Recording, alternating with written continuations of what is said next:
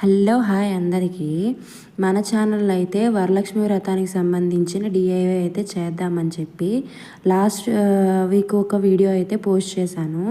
అది ఏంటంటే హ్యాండ్మేడ్తో చేసిన అమ్మవారి హ్యాండ్ అన్నమాట. ఇది ఎవరైనా చేసుకునే ఈజీ మెథడ్లో నేను చెప్పాను.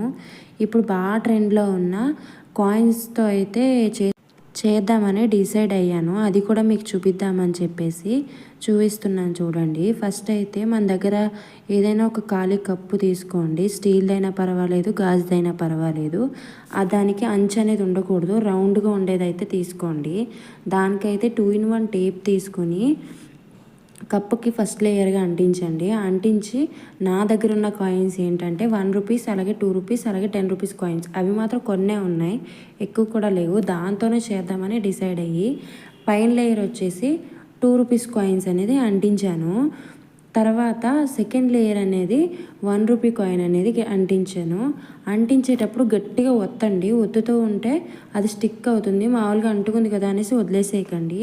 ఇలా నొక్కితేనే మనకి బాగా రిజల్ట్ అనేది బాగుంటుంది. తర్వాత లేకపోతే మీరు నొక్కకపోతే అదేమవుతుందంటే కాయిన్స్ బరువుకి మీరు కప్పు పెట్టిన తర్వాత పడిపోతాయి అన్నమాట. అందుకని చెప్పేసి మీకు చెప్తున్నా ఫస్టే.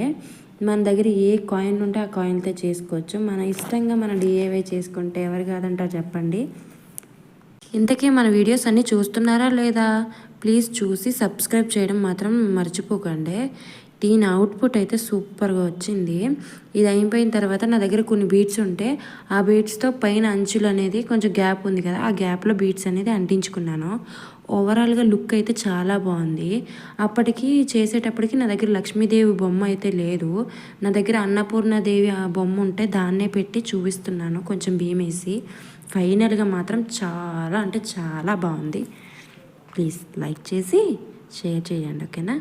ఈ వీడియో నచ్చిందా లేదా మీకు అసలు? కామెంట్ చేయండి, ఓకేనా? Bye bye.